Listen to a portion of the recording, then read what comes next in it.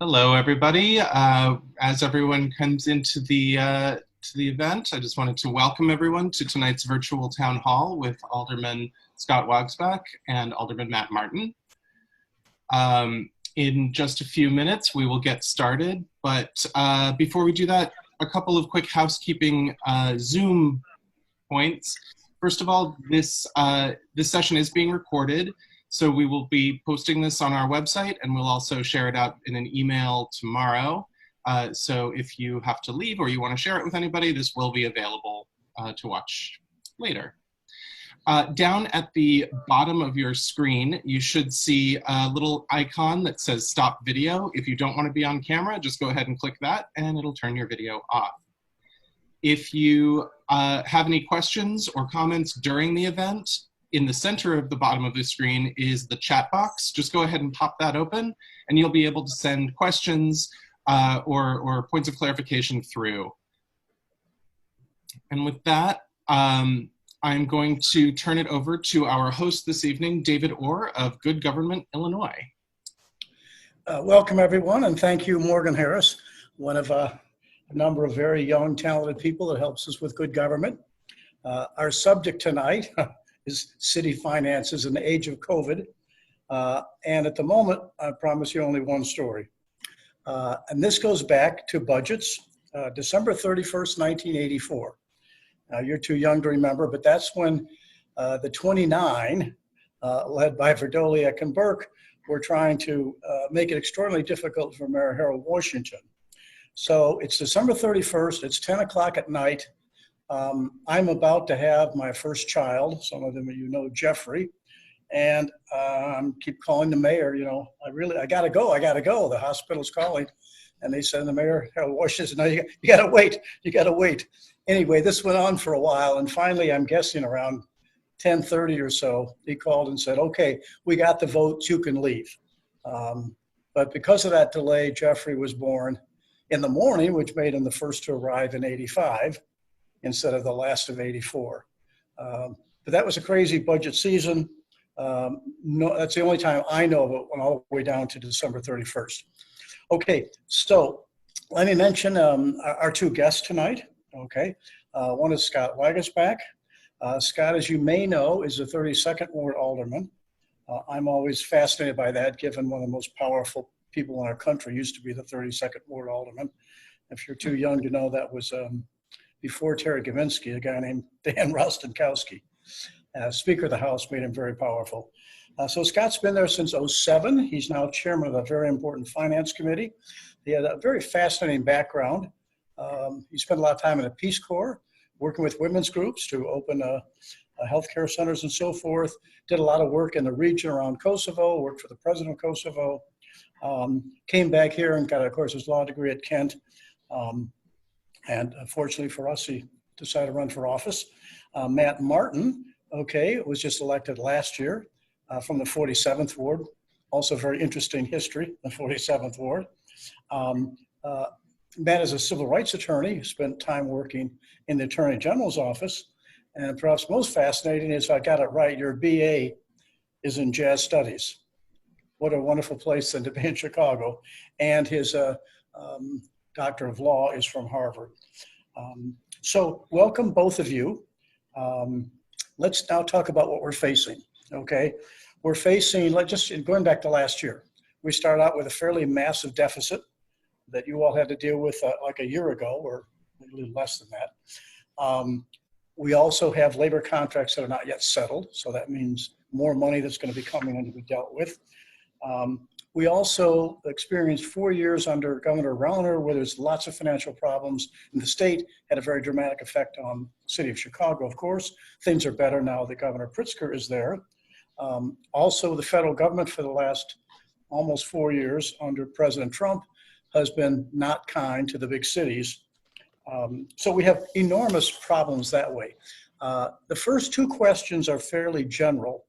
I'm going to start with you, Scott, but I want both of you to spend some time on it. And then we'll get to a lot of the questions that our audience has already sent in. Okay, first of all, Scott, how big of a financial hole are we in because of the COVID-19?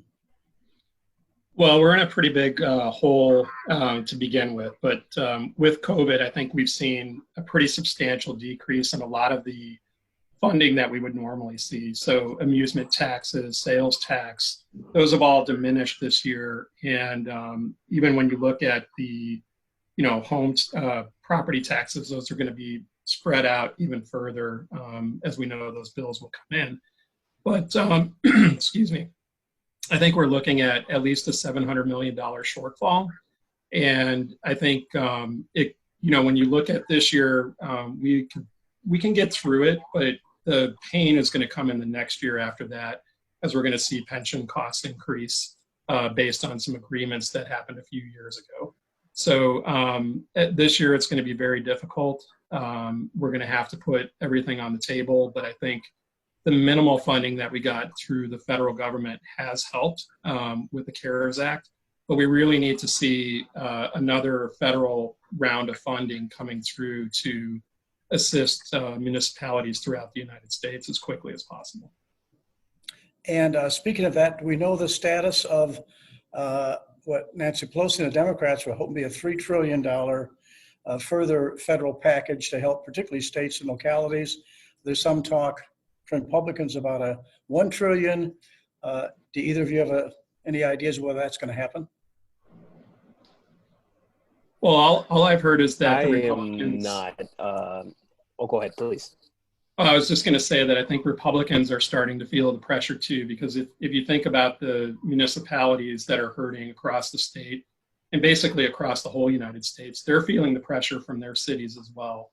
When sales taxes are down, except maybe at Disneyland or something, or Disney World, you're really seeing it across the board. The pain is being felt everywhere. So they might come around with a bigger package. And I'd add to that with states like, say, Florida or Texas, where they don't have a state income tax, all the more reliant on economically sensitive taxes. So like Scott said, not just an amusement tax, a sales tax, but also restaurant taxes, which we increased modestly last year. So hopefully we can have that firewall in place of state and local governments across the board, regardless of their political persuasions, to say, hey, we need to be able to provide the basics. Otherwise, how can you help rebuild folks' faith in state and local government when you're cutting past the bone? Okay, now Matt, let's continue with you now. We know it's bad for all the reasons we talked about. Now, what are some of the possibilities? How do we get ourselves out from this hole, either looking both short-term, long-term finances? What are some of the things we look at? And remember, tonight is informational. We don't have all the answers. Nobody does at the moment, but we're going to try and steer each other, hopefully in the right direction. Yeah, unfortunately, we don't have a lot of levers that we can pull unilaterally at the city level, especially from a more progressive standpoint. So oftentimes when folks say like all options are on the table, we can't take anything off. Of course, the last option that many people want to hear is property taxes. But I think we need to make sure that we're exhausting everything else. And I think what that means is at the local level, even if it's more modest than we would like, things like a continued aggressive TIF surplusing of unallocated funds. We did a record surplus last year and still left some money on the table then. I think we want to do an even better job of that this time around. I think we also want to be sensitive to things like Scott said around, from a short and midterm standpoint, our pension. So pension obligation bonds is something that you hear a lot of discussion about. One of the issues with that, and for those who don't know, the idea is that you transition a soft debt in terms of the ramp that we've been put on by the state government in terms of making actuarially required contributions so that our pension funds are better funded year over year, decade over decade. You take out that soft debt, you replace it with a hard debt, being a bond that's associated with bondholders, with the idea being that hopefully the interest rate that you pay on the bond, say it's 5%, it's lower than what you would get when you take that money and invest it in the market, say it's 7%. That's something, though, that you want to try as best as possible to time it with the stock market, because if you time it at a really low point, especially right after you issue the bonds, you have a huge hole to climb out of. So I think that's the sort of thing we want to look at and be cautious about, but be ready to pull the lever if and when the time comes, because if we get that right, right, then that could provide significant savings, not just 2 or 3 years from now, but 20, 30, 40 years from now when the ramp gets to a place that's probably not sustainable. Beyond that, I think you're talking about the state and federal government. From a state government standpoint, hopefully we pass the fair tax. Hopefully everybody on this video is supportive of that, or at least inquires into it. And then when we do that, pressing the state for a higher share that would go not just to Chicago, but all other municipalities. It's called the Local Government Distributive Fund. I think that would be really important.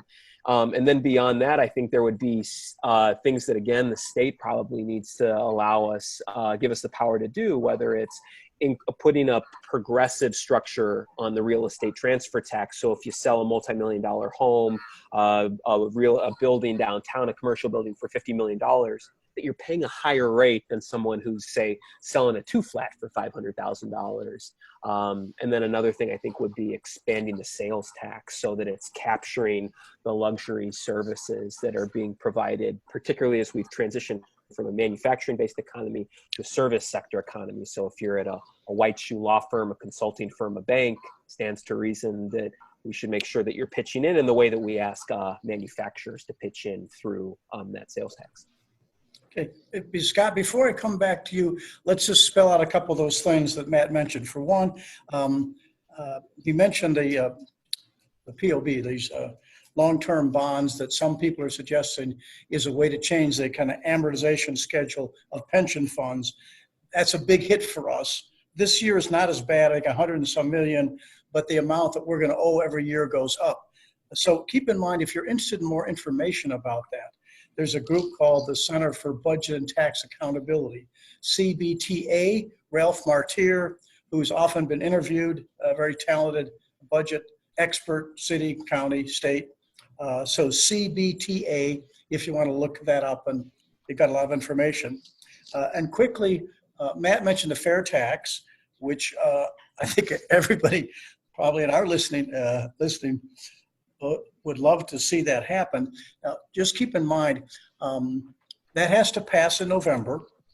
The rough figures, if you haven't followed this, is about 94% of all Illinoisans who pay into the income tax would pay the same or less. Or is it 97%? Excuse me. 97%? Did I get that? I think it's 97%. So only 3% of Illinoisans would pay any more. And it's fairly slight increase, but it would bring in a lot of money. So obviously it could be a very popular thing depending on the millions of dollars spent to advertise on it. Do either of you know when, if that passes in November, when would we start seeing any benefits from it? I know offhand, let's say. Oh, thanks. Wouldn't. I don't think we would see it until well into next year. Definitely, it wouldn't be part of our budget. So yeah, we'd be well into next year before we saw it. Okay. Well, Scott, you heard a number of things that Matt mentioned. What else? What else? And remember, this is a place where. Yeah, I think there's a lot of ways we're going to take a look at this budget this year. I want to give a kudos to Chairwoman Dowell as well. We, over the years that I've been alderman, it was very difficult in the way that budgets were done, and we didn't get the information I think we always needed. We often got the information the day after the vote. There'd be a stack of documents sitting in my office the day after about questions that we asked.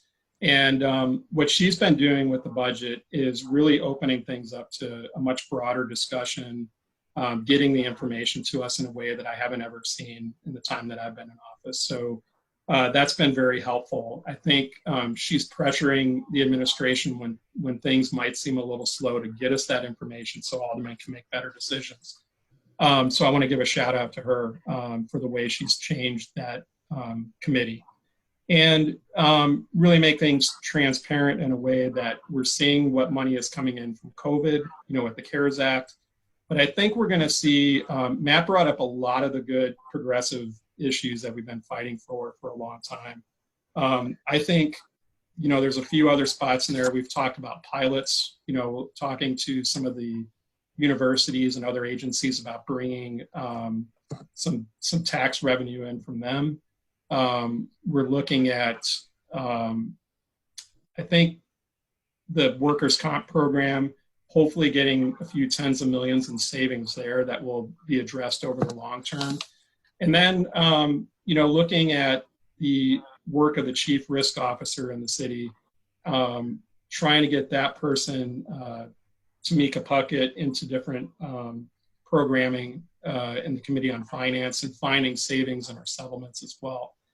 But I think Matt did a good, really covered a lot of the things that we're looking at. And then probably getting into things that are more difficult to talk about that we saw back in 2009 when we had the first, Great Depression there, and President Obama came back with the AARA, the Recovery Act. We had a lot of layoffs. We had furloughs. We had a property tax increase. Those are things I think the mayor's trying to avoid.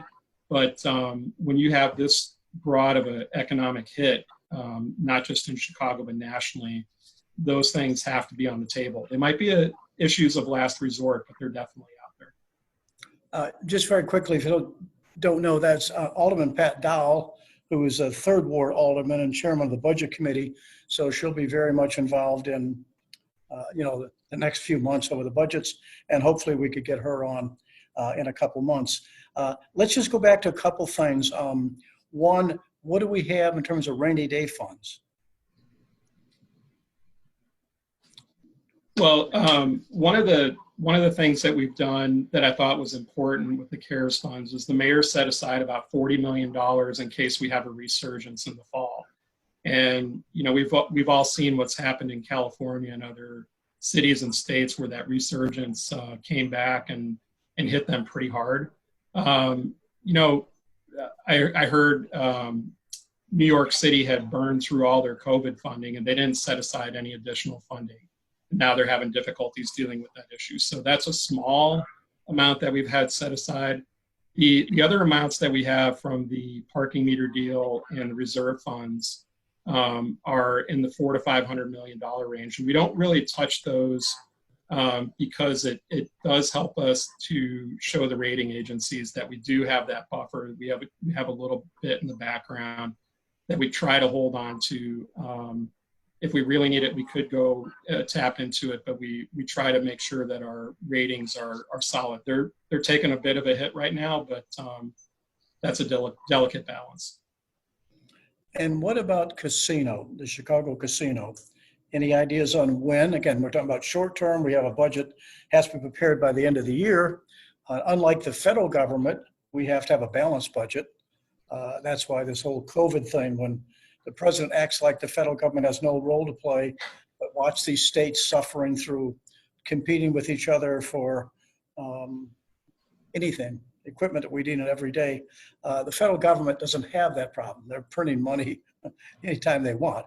Of course, it's not that simple, but it makes them in a very different situation. They have a lot more ability to tax. So back to the casino. When might Chicago benefit from that? I can at least start that, which is not next year for sure. I think we do feel that based on the recent legislation that Springfield passed while they were in session briefly, in terms of lowering the the tax schedule to make it more financially viable for someone to come in and operate it, because I think that's what we're looking at as a city, not as a city operating it, but finding another private entity to do so. Probably several years. I'm not sure what COVID has done in terms of that timeline. I think on the one hand, look, we still need to determine what site that's going to be, and then do a very, I think, aggressive, fulsome set of RFPs to make sure that it's the right entity. And when we have to appropriately prioritize a number of public health and public safety issues with regard to COVID and other matters, I just think that falls a little bit down on the totem pole. So my understanding will be several years before we see something significant. So while that's something that we can count on at some point, it really remains to be seen how helpful it can be, particularly when we have so much lead time. We'll see what other jurisdictions do as well. I think there's still some differing research in terms of exactly how much money you can expect to see, particularly absent folks from outside of the Chicagoland community coming into patron, because maybe it's just like 6 one, half dozen the other, instead of going to one spot, you know, doing say online cards, then instead you're going to the casino. Remains to be seen. And let me ask this from a little sidebar to both of you. Of course, when I was in the city council, we got no help. It was 45 to 5, and if anything, they would basically let us sit in our chairs, and that was about it. Public hearings were held the day after Thanksgiving. You can't imagine how, you know, wicked that was. Isn't it true now that aldermen themselves have some budget expertise that they can rely on if they don't want to necessarily rely on the mayor's figures, the administration's figures? Isn't that up and working now? Yeah, I think maybe the difference is that the requirements of the government officers, finance, accounting, and the different rules and regulations that are in place have really increased the amount of public information that has to be out there, the different budgets. So we can go back and look in our budget books for several years now and get the details that we need. You brought up CTBA. I know Matt and I have been in meetings with Ralph where he's kind of talked through different issues like POBs, and they have very good expertise there that we've relied on for years. So I think there's a good way to get yourself educated through those methods. But even years later, I still find things out about the budget and some of the internal process or how things operate at the state level or the federal level that are learning experiences. So it's a continual process. To plug 2 additional resources, one is the Inspector General's office. I think they're doing really wonderful work with their various portals. They've got a terrific one around public safety, also one around the budget that are quite user-friendly, not just for alders, but also for residents. And then finally, in the prior term, Scott and a number of others were really helpful in standing up a strong COFA. I think it's the Council Office of Financial Analysis. So they're folks who, with a relatively quick turnaround, can do some pretty detailed analysis for us when we have questions where maybe given our limited staffing, we need someone to be able to take the lead on that quickly and do a deep dive, but also wanting to be respectful of what the mayor's office is doing and the sorts of things that they need to do, and also, to be frank, who they answer to. So it's really important that we have those independent entities that report directly to council. Okay, that's a shout out to Joe Ferguson, who's the Inspector General for the City of Chicago. Okay, so again, we can come back to some of the stuff if need be, okay? We covered a lot of ground. Again, Ralph is not on the show tonight, but he would say to us as we're dealing with the pension problem, he would say, David, it's not a pension problem, it's a debt service problem. So that's something that we can learn more about and talk about in the future. Let us go ahead and move for a moment. There's some things I want to come back to, but a series of the questions from some of our listeners tonight. Harold Irving asks, how will the 2021 budget affect union members under collective bargaining agreements? Well, as Scott mentioned, I think it remains to be seen what we do from a workforce standpoint. Clearly, when we've had some of our more significant economic downturns recently, layoffs and furloughs were something that were utilized. I think one thing that we'll want to make sure we can do is target vacancies, I think, to start. That was something that we used a little bit last budget cycle to help get us, to help fill the gap in some strategic places. Maybe, Morgan, if you've got that slide handy that my office threw together, just to highlight the fact that we've got a number of vacancies in many of our largest departments. And so when it comes to our police department, for example, we had last year, like a point in time around $40+ million in allocated vacancies, and which dwarfed, by the way, our the business affairs and consumer protection budget, what we spend on homeless services, what we spend on violence prevention. So I think that's something where, look, we want to make sure that we are providing city services in the most efficient, effective way possible. And as we're alders, we in many ways have our fingers on the pulse of the community more than any other elected official. So if we can look at vacancies, close them temporarily or permanently so that we can reallocate that money elsewhere so that we don't have to lay folks off. That's critical, because those are folks who, look, if they're unemployed, that means that there are fewer resources that they can spend their local businesses, which are of course struggling right now tremendously due to COVID. So there are downstream impacts of laying folks off. Clearly there's a balance that we need to strike in terms of not asking too much of residents when it comes to revenue. But I think we've already cut our budget so significantly starting in 2009 all the way over the last decade. I think we want to be very, very careful and sensitive to where additional cuts may come from. Okay, and thanks for that chart, Matt. So you noticed that there was maybe if I saw it right, $41 million in vacancies in the police department. As you know, we always have vacancies in terms of public employment because some people leave by the end of the year. The tricky thing is those vacancies would be as if you were paying a certain number of officers to do their full-time work. What we used to do sometimes in the county is those who want to cut the budget, of course, would want to eliminate the vacancies. Like in my own case, I might say, well, we may not fill that position for at least 6 months, but we don't want to have it eliminated. So we might work out something where for the next year, for the 6 months, they might make it for $1. But there's ways in which you can try and be realistic, because you're not going to be hiring all those people all at once anyway. Okay, so that's, did you want to go further on that? Because we had a question that it's in a little different order. It was kind of asking anything more about CPD budgets or police and fire, any other ways we could squeeze savings from those two? Because that was beyond Harold's question. Harold was asking the question about people under CBAs. Yeah, and I think if you back in 2009 when we looked at those, you have to actually go in and work with all the unions, and we have COOP agreements that have been in place. So the CFL members, the trades, everybody, they would have to come to the table and have discussions about whether they could take furloughs and what those would be if they did. And then to Matt's point, to just take it a step further, the mayor's already gone after the overtime budget, and Joe Ferguson worked with us over the last couple of years under Rahm's administration to really do an audit of police overtime. And he did a small portion of the police budget where they were working on overtime.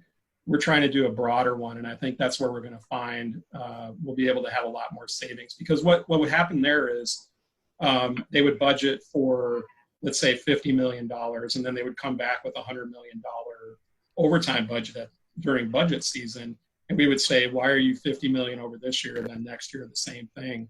That was really blowing the budget out of proportion, and it wasn't good government financing.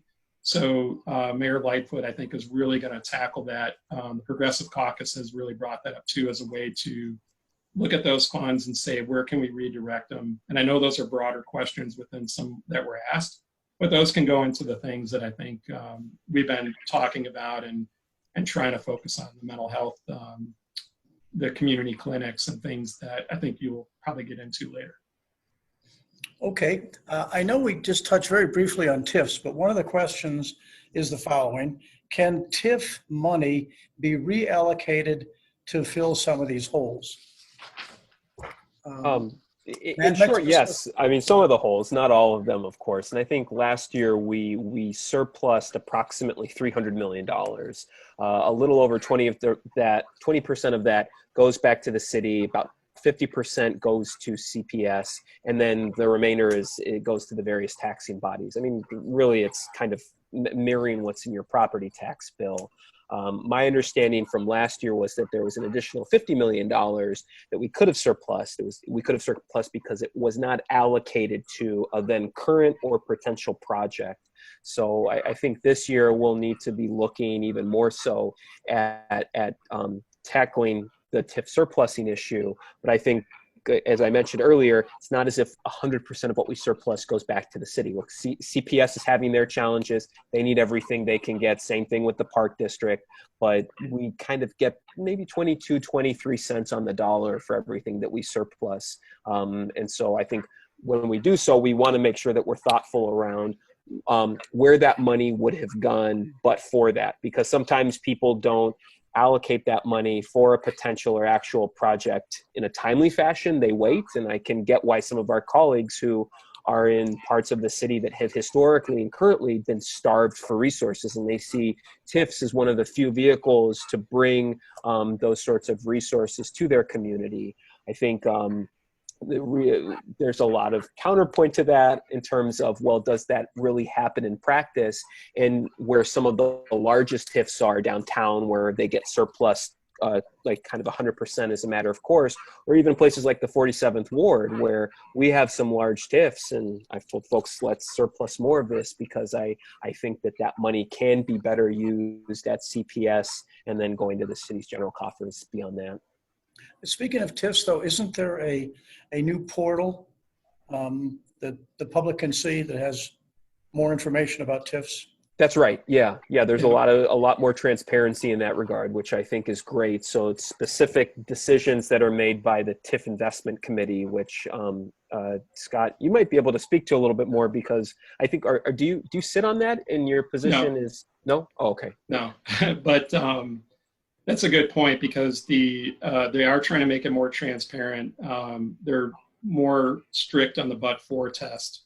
And I don't sit on it as the finance chair, but the chief equity officer does. And I think what the mayor is saying is that all of our TIF investments, she wants the chief equity officer looking at the social and economic segregation that's been created in large part by TIFs, and saying, where are we directing those investments? So I think that's a really good approach to it. The other thing I would add too is Matt and I and all the aldermen, we get requests from all of our sister agencies for TIF funds as well as other funds, OSIF and menu funding, and talking about the sister agencies like Park District, CPS.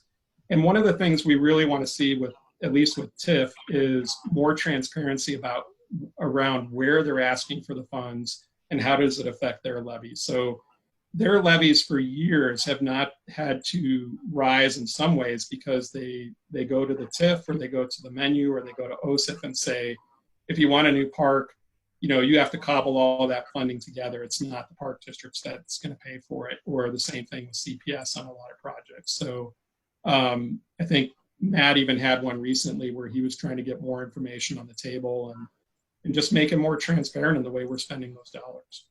And Alderman, can you explain what the but-for test is for folks? Yeah, basically, but for that TIF funding, would you be able to go forward with that project? And for years, I think it was a very weak, that was the weak link in TIF expenditures. And there was no clawback provisions for companies that, for instance, a lot of people might remember Republic Windows back in 2008, I think it was, where they packed up all their stuff after they got $10 million in TIF in Goose Island, and in the middle of the night packed up their trucks and moved to Iowa. And we were never able to claw back the $10 million or the amount that was left over. So did they really need those funds? That's a question we need to tighten up. And I would argue that we need all those funds in the south and west parts of the city. And I would like to see less spent in our area, less on things like Lincoln Yards, and push those funds out to where we need them most, where the mayor, I think, is going to start focusing, or has been focusing. Okay, I'm going to turn to a number of questions again we got from our listeners around equity and budgeting. Let me just mention, I'll put some of them together. We'll try and go with that. Mary Sue Barrett, one of our more famous planners in the city. The question is, how do we institutionalize equity criteria and budgeting? Equity criteria. Nicole Johnson asked a similar question, what opportunities for corporate investments to address the inequities we find in the city? Laura Botwinick, pardon me if I misspelled it or mispronounced it, what can we do to prioritize investments on the south and west sides to deal with the inequities, okay? Particularly for people who believe in a progressive vision, what these questions all gear at, how can we institutionalize this, as Mary Sue said? So it's not just maybe 1 year, we're going to do a little bit of this, a little bit of that, but how can we look at those things which cause the ongoing inequality, racism, other things that create some of the conditions that we've seen because of the protests, and those who've been around a long time, we've seen it for generations. So I'm not sure where to start on that, but either one of you, what are some of the things we can do? I'll start. I think transparency is a really critical first step. If we can't measure stuff or map stuff out in a thoughtful way, it's going to be really challenging for us, or for residents and included in the broader us, to hold city government accountable. And I think a good window into that, because it depends on what sort of equity issues we're talking about. Healthcare results in a much different set of conversations than business development and public safety than transportation. But one thing that mine always goes back to are menu funds. So those are the infrastructure funds where it's right now $1.32 million that every ward office gets on an annual basis. And you get that irrespective of the geographic size of your ward. So, and these are funds that are typically used for resurfacing your streets and your alleys, but it can also be used on sidewalk improvements, especially for folks who don't avail themselves of the shared sidewalk program, bump outs, bike lanes, other things to improve pedestrian and bike safety infrastructure.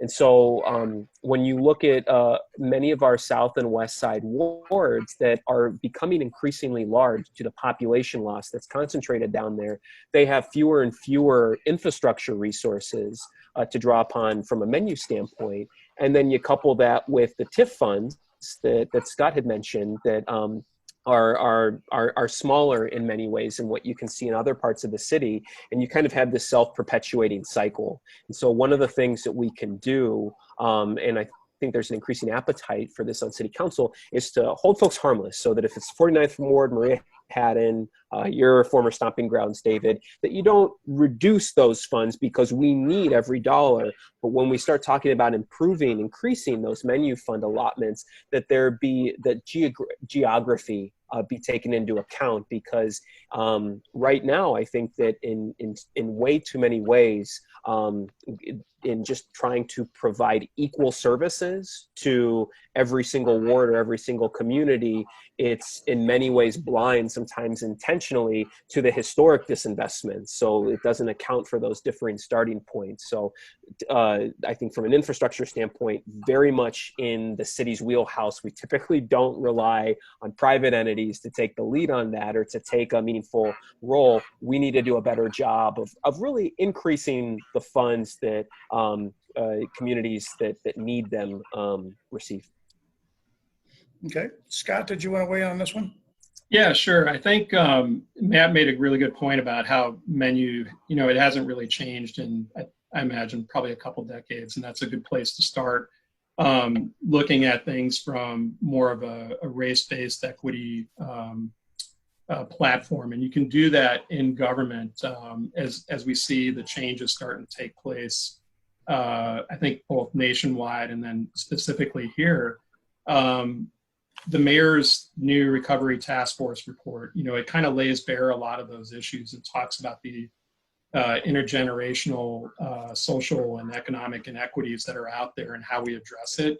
I think her hiring a chief equity officer that's the first time we've ever had that in the city.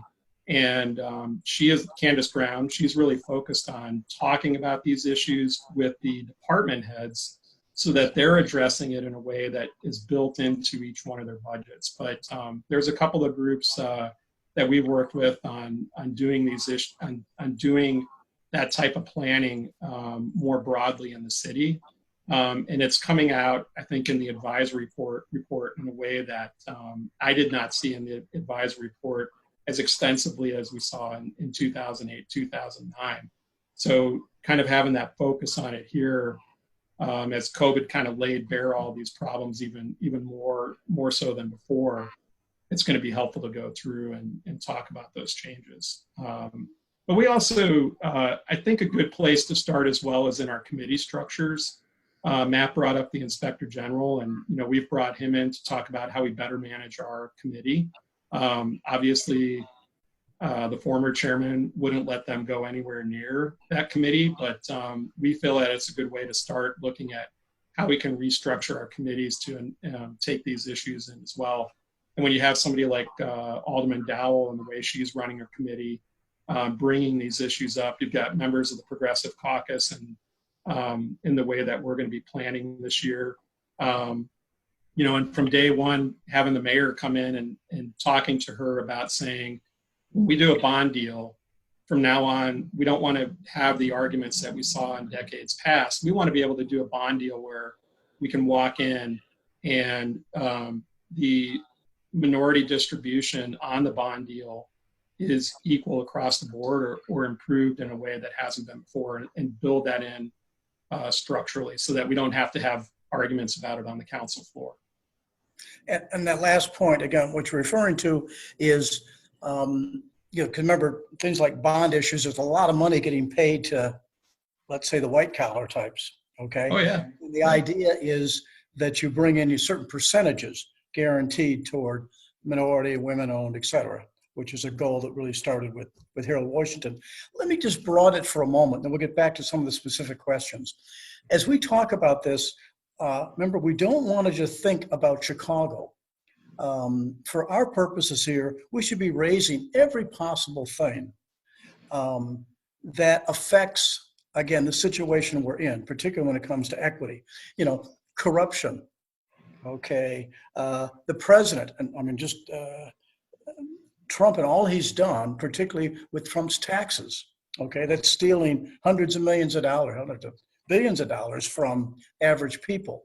So I want us to always be thinking about those things, because the cities can't really survive the way they should on their own unless a lot of this inequality is dealt with.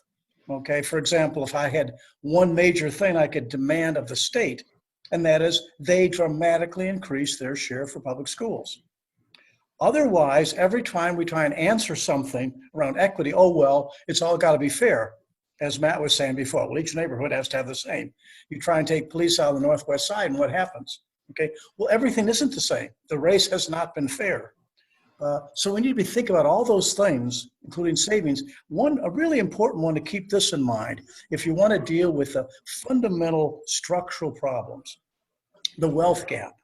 Okay, many whites in this country, okay, I'd be one of them, but I mean, most of us, whatever wealth we have, came because we were able to buy a home. And then we were able to borrow off that home. And then maybe we could sell the home for more than we bought, and then we get maybe a nicer home. And then, up and down. That's what most Americans have. They do not have the wealth that the, 1% and so forth has. But if you study the history of Chicago, African Americans were denied the right to do that. Okay, the federal government, local governments, Old Man Daly, whatever it was, no, you just cannot buy this property. You can't go into this neighborhood. We're going to redline you, et cetera. Okay, so we ought to be thinking of things like, we talk about reparations. Why wouldn't we be trying to deal with those people discriminated against intentionally by our government so they can't have for their families what many of us have for our families? So I want us to keep thinking about that, because we can't just survive by being isolated given how much we're impacted on by the state and federal government. So just be thinking about those things, because, you could go on and on about the corruption or the mismanagement. Here at Good Government, we want to do those shout outs there. When Daley cost the public $2 billion from the parking meter deal, which if we had time, some of you may want to make sure you ask Scott about his story on that he happened to go into the garbage and find some very damning information, or just something. It's almost every day if you're Chicago or Cook County. Recently, they were talking about investigations under Richard M. Daley out at O'Hare Airport, and a kind of famous figure in Chicago, skeptical things, Oscar D'Angelo. So he gets, $460,000 for fixing a deal so somebody can stay with their bookstore at O'Hare. I mean, it's just so much money okay, in mismanagement or worse in terms of corruption, or I could go on and so could you. But so let's keep in mind that it's much broader, okay, than just whether or not Chicago has enough to survive. Okay, I'm going to keep going unless you have a comment on either one of you. No, I think that's a good point. Please. I think that obviously we're all looking to see if we can get a new president. And, you know, remembering back a few years ago when President Obama stepped into the fray during this Great Depression, he risked everything to say that we're going to put in the AARA, the Recovery Act. And I think that created the Tea Party, if I'm not mistaken. But he took a stand and he said, I don't care which community you're from, we're gonna send help. And it's amazing to see that difference, that we have somebody like that in the White House who just doesn't care at all about everything from the children to our senior citizens who, play into every level of being at the city and state and federal level has to be taken care of post-COVID or during COVID, and we just haven't seen that. So I agree with you. I think we have to work hard to make sure that we get the right people in office too at the national level to help us out, to take the risk like President Obama did. I think that's a really great point in terms of what tremendous federal leadership looks like, especially if we get to a point where we can really marshal those federal resources in the way that I know during the presidential primary and even today, like the environmental plans that start off with Jay Inslee, and then Elizabeth Warren and Bernie took them up, and then Joe Biden today putting out 2 plans. I think that's huge. We need those resources to come in, especially from a housing standpoint, like you mentioned, David. But if we want to focus at the hyperlocal level in terms of what we can do unilaterally, whether it's in concert with the federal government or in spite of what they might be doing, like what the Trump administration is doing at the moment, I think that real robust, engaging plans that provide a roadmap, like 1 year, 5 year, 10 years, is incredibly helpful, because I think that what we've seen over Chicago's recent history are folks who will put out a statement, put out a plan that's a pilot or is otherwise harder to keep track of to hold folks accountable.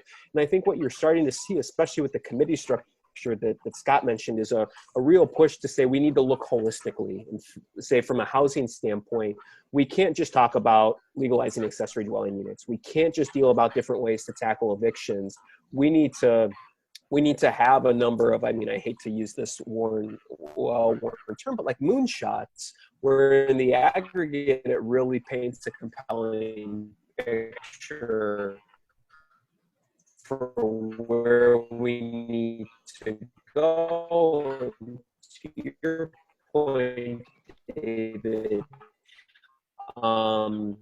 is really looking forward while looking backward to say this example of what robust of wealth accumulation that you've generation. Okay, we have a little trouble with the language. It sounds like you cleared it up, right? Sorry about that.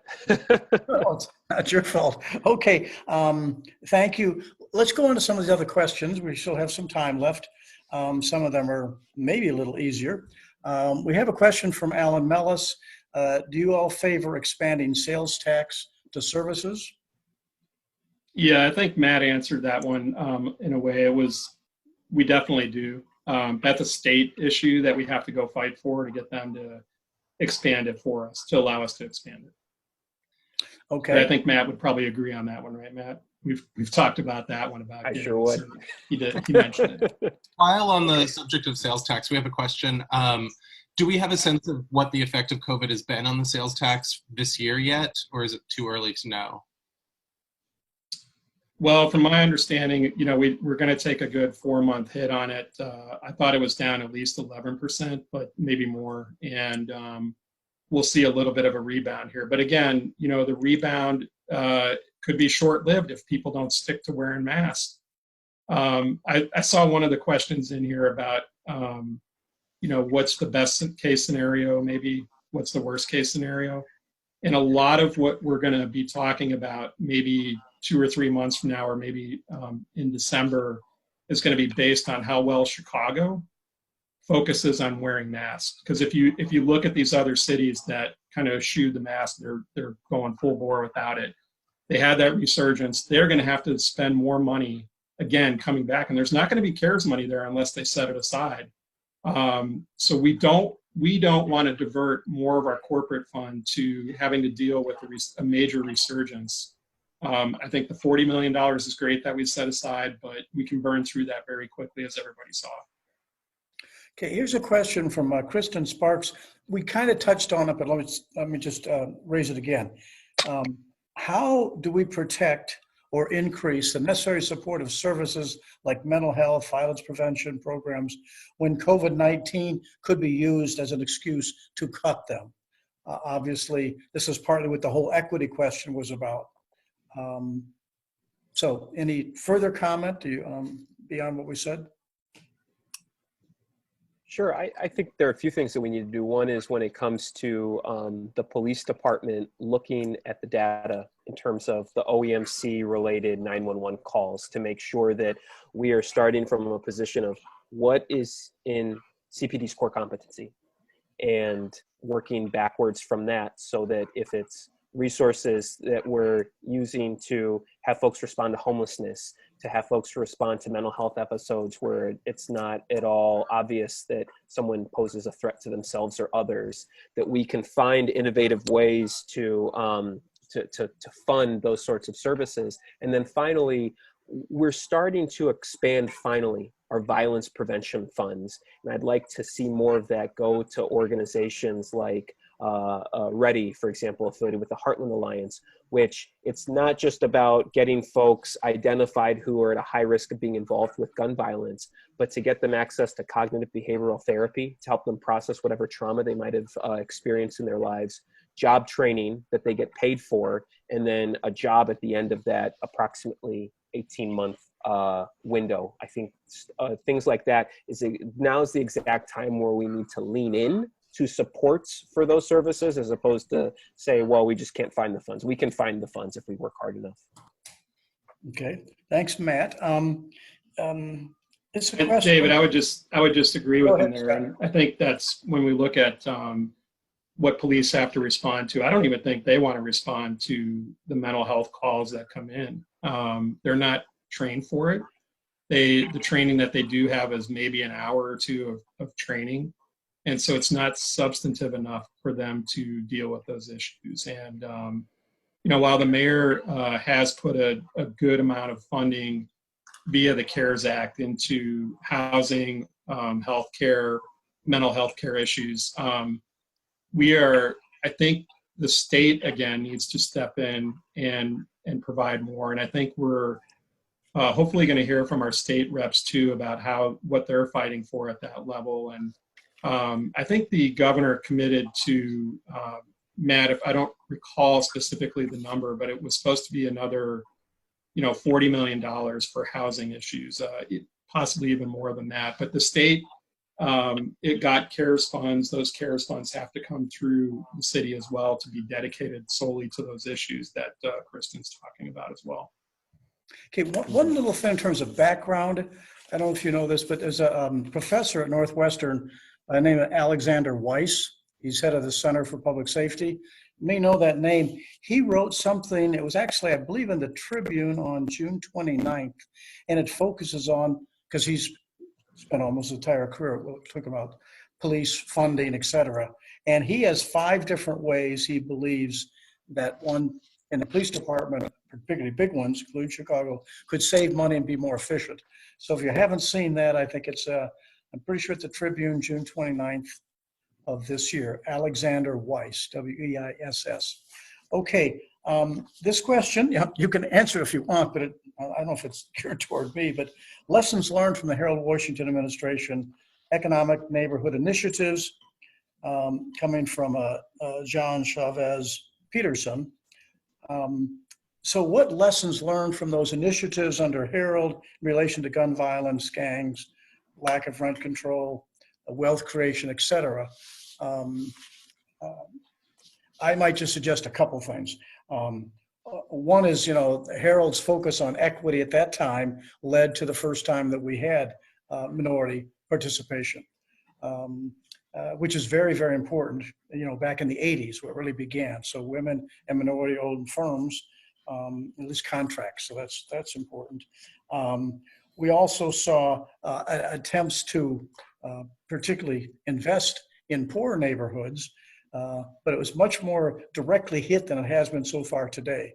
Directly hit by the majority white elected officials that did not want to give up, quote, anything extra to those poor neighborhoods. Hopefully we're in a little better situation as we could right now. Fundamentally, that whole approach at that time was bottom up, okay?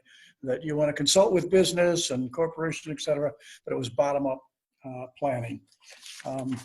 Okay, let's see, we'll throw a couple more quickly in. One, Bruce Mocking asks, how do we convince tourists and conventions to return? That was a good question.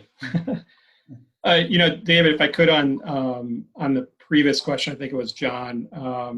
The only thing I would say there is you can't skip a generation or two and wait for that to happen again. So I think you're right. We missed 2 administrations that didn't focus on it. So we have to institutionalize it, as everybody has been speaking to with the race-based equity programming and planning for government.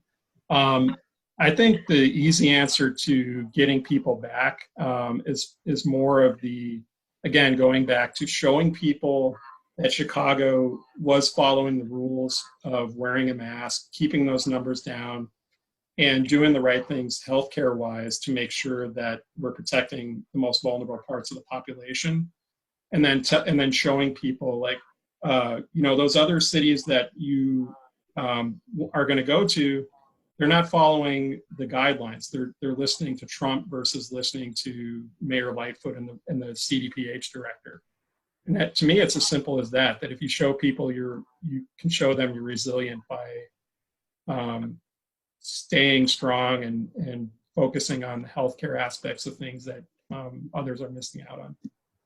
Yeah, you're right to focus on that, because probably the single most important thing is the COVID for people who are going to travel. Unfortunately, we're heading at least better directions in some spots, but also we have a question from Bridget Montgomery, and this might be the last. I'll check with Morgan just a minute. How do we balance creating more parks and green spaces? You can see we haven't done much about the environment. Balance creating more parks and green spaces with economic development. In other words, I think we don't have that be a contest, but that's I think one thing that's going to be critical is that we have a neighborhood by neighborhood approach to this, because when you're talking about flooding, for example, the urban heat effect and other things, that really varies. It's significant all across the city, but you definitely see some hot spots, no pun intended. And so what I think we can do is really build out what is right now the Chief Sustainability Office. It's one person. Thankfully, we just hired a permanent Chief Sustainability Officer, which is tremendous. And infusing that office with more resources, and perhaps when the time is appropriate, spinning it back off to a standalone Department of the Environment where they can spearhead those initiatives. So they can say, hey, this is an area where we've lost permeable surfaces or we see a lot more flooding complaints.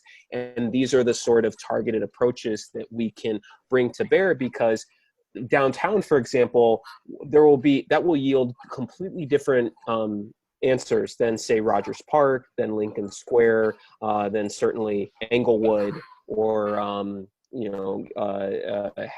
Hegwish down in the southeast side. So having an office that can really run point but still manage relationships with other departments is critical. Okay, Morgan, did you have any others? So I was just going to add on there if I could. Please. We have been trying to increase the Open Space Impact Fee Fund for a long time, and also try to figure out a way to divert all the funds that get created downtown out to the neighborhoods. I think going on 10 years now. And we finally have the opportunity, I think, to potentially see an increase this year.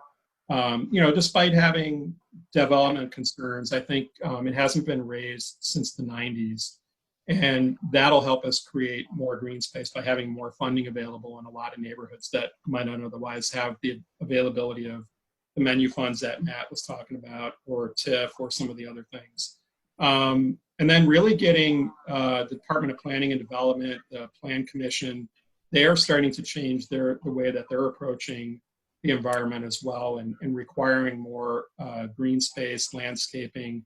And then Matt, I think Matt's going to be on with us on this tree advisory group that we are going to put into council this month, to essentially look at the tree canopy, which I know it doesn't sound like a big thing, but with the hundreds of thousands of trees lost in Chicagoland, not only from elected officials chopping them down, but ash borer, oak borer, we really want to see, and elm disease, Dutch elm disease, we want to see a focus at that level. And that at the national level, at the state level, can be a job creator as well, and really get people focused on how we treat our local environment and how do we improve our neighborhoods that way as well. Okay, if I was to walk away with a very brief synopsis of my own, I would say that we actually think there's some viability for long-term financial history of Chicago.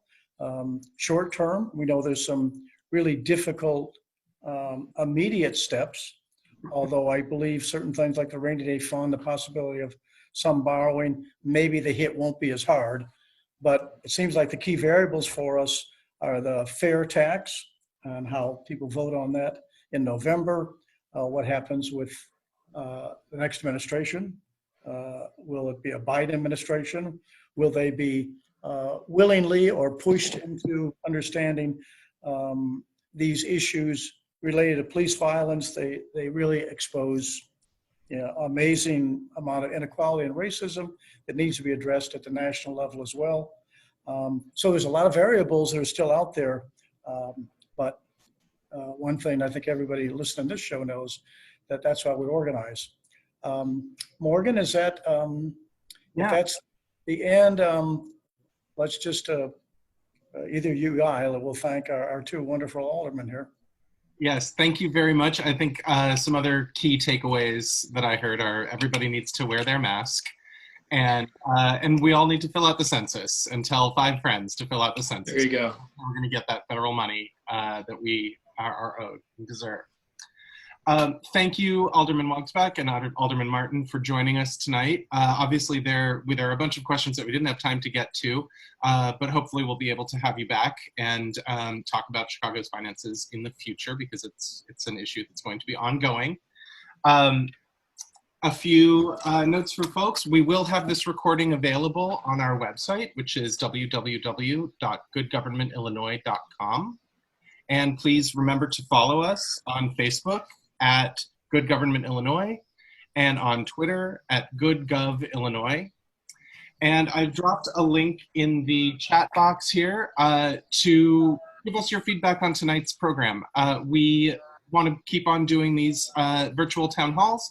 We want to make them interesting, useful for you. So your feedback helps us do that. So please take a moment and fill out that survey, and we'll also be including it in an email to you later this evening. Thank you very much, everyone, and have a great rest of your evening. Thanks for having us. Thank you all.